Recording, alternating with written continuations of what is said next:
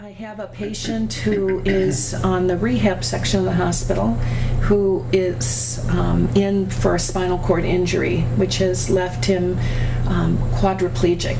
But he still has movement in his shoulders and elbows, so he can move his arms this way, but he doesn't have much fine motor use of his hands or fingers.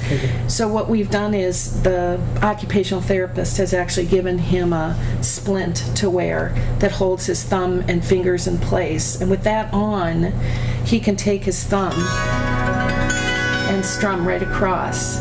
And I think he's a guitarist. He's played instruments for a good deal of his life. So to hear himself playing music was just so affirming, to hear himself do that again. And I think, we're working with some other things as well with guitar and stuff. But this was a good way to start because it was wide enough. He had some room to negotiate. Didn't have to try and get into a small space. Again, he could fool around with it, just do a few strings at a time, do all the strings. And I found even between two visits, he was able to play in a much stronger way. The second time I went to see him, and the sound was very full. And the nice thing was this fit in his lap sitting in a wheelchair.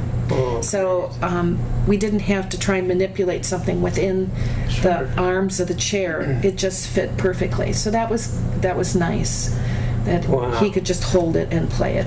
So do you suppose that had an effect on his mental well-being or his sense of accomplishment or something? I think so, and part of what's important about my work that I feel very strongly about is that I'm not just, and actually the whole department, that we're not just dealing with a problem, a symptom, something broken, a broken arm. We're dealing with a whole person who has a mind, has a body, has spirit, has a lot of needs. And so we're trying to meet needs on all those levels.